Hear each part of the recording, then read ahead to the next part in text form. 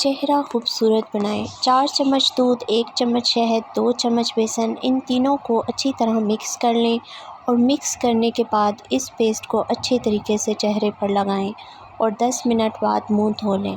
آپ کو اسی وقت واضح فرق محسوس ہوگا اور یہ گرمیوں میں تو بہت ہی اچھا ہے۔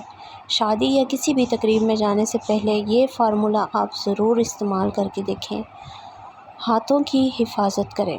رات کو سونے سے پہلے گلیسرین اور عرق گلاب ملا کر ہاتھوں کا مساج کریں، اس سے ہاتھ بہت ہی زیادہ نرم اور ملائم ہو جائیں گے۔ انڈے کی سفیدی میں پھٹکری مکس کر کے ناخنوں اور کونٹیوں پر ملیں، میل صاف ہو جائے گا اور جو کالا پن ہے وہ دور ہو جائے گا۔ سخت اور کھردرے ہاتھ ملائم کرنے کے لیے پیٹرولیم جیلی میں کاربولک ایسڈ ملا کر مساج کریں، اس سے ہاتھ پاؤں بہت ہی زیادہ نرم و ملائم ہو جائیں گے۔ ناخنوں کی صفائی کے لیے روغن بادام میں سفید آیوڈین ملا کر اس میں روئی بھگو کر ناخن صاف کریں، آپ کے ناخن چمک اٹھیں گے۔ پھٹی ہوئی ایڑیوں کا علاج۔ پھٹی ہوئی ایڑیاں اور ہاتھوں کی خشکی دور کرنے کے لیے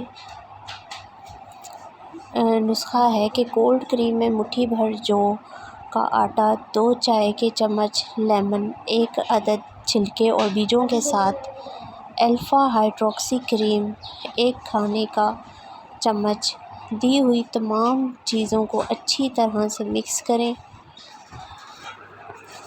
اس مکسچر کو لگانے سے آپ کے تمام پرابلمز حل ہو جائیں گے۔ پھٹی ہوئی ایڑیوں پر لگائیں۔ چہرے یا جسم پر پڑنے والے کالے دھبوں کے لیے بھی یہ کریم بہت ہی زیادہ اچھی ہے۔